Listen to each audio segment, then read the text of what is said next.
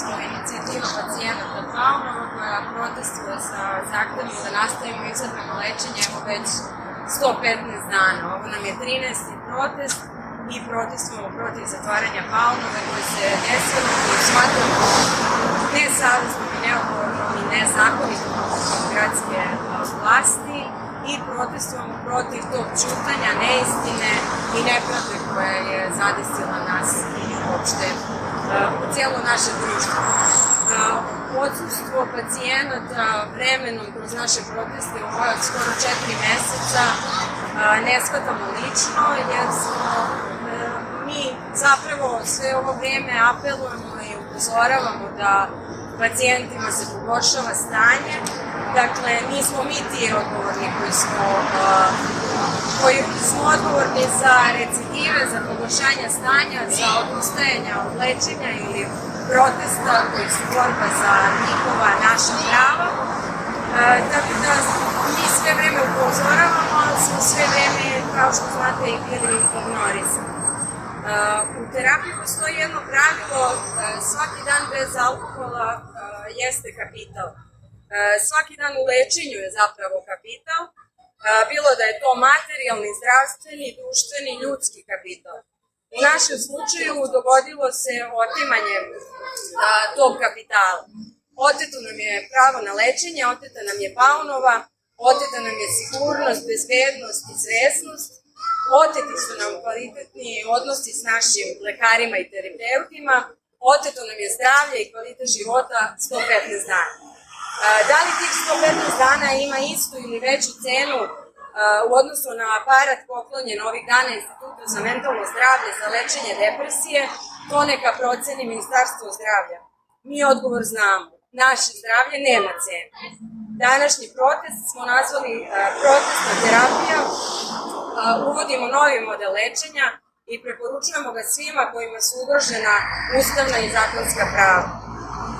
U okolnostima u kojima se dopustilo atak na javno zdravlje, atak na mentalno zdravlje, u okviru mentalnog zdravlja na lečenje bolesti i zavisnosti, u okolnostima u kojima se dopustilo da se Paunova ne održava pa da postane i proglasi nebezbednom, u okolnostima u kojima se dopustilo i da se pacijentima nude price pod izgovorom zbrinjavanja pacijenata, u moru tog haosa i bežanja od odgovornosti nadležnih institucija, jedino lekovito po naše mentalno zdravlje i spas jeste pobunjenost i lečenje protesta.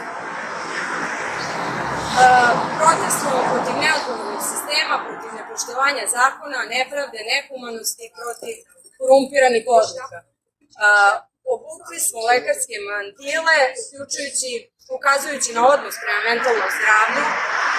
Kad je već ministarki zdravlja sve jedno kako se, kada, gde i pod kojim uslovima lečimo, došli smo da probamo sami da se protestnom terapijom lečimo upravo ovde na ulici. Valjda je to legitiman način lečenja mentalnog zdravlja u zemlji Srbije. Nedavno na N1 ministarka izjavljuje da se ne zna ni gde ni kada se lečimo. Do tog trenutka smo barem znali da je koliko toliko izvestan da je vraćan. Nonšalantno se izvinjava rekavši da eto nije održalo obećanje. Kroz par dana opet izvestan vraćan. Uskoro, za nekoliko dana. Obezbeđuje institutu aparat za tretman depresije.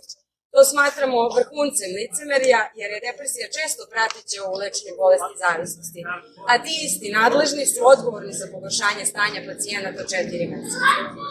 Takozvane nove informacije od pre neki dan deluju pompezno, predizborno, uskoro, skoro gotov vraćan.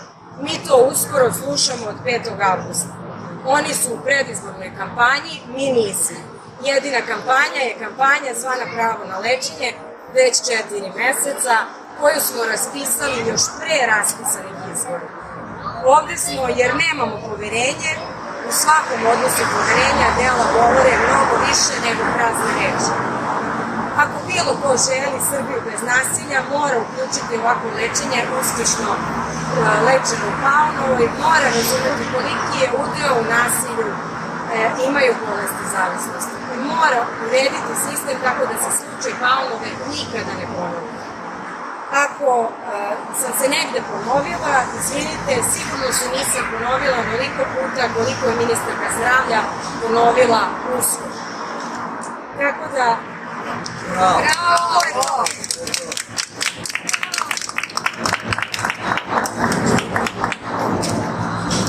Jer upravo mi, koliko nas je ostalo, istom dušom govorimo, istim mozgom razmišljamo, istim srcem osjećamo, pa tako i jednako rezonujemo u odnosu na ovu temu koja je za nas od presudnog značaja. Sešćemo mi večeras na ovu našu protestnu terapiju ministarki, čija je ovo hoklica večeras i koju se ovde obraćamo zdušno 4. 5. put, samo eto možemo da poručimo da se nadamo da će terapija da se spije tog 1. decembra za nas na Vračaru.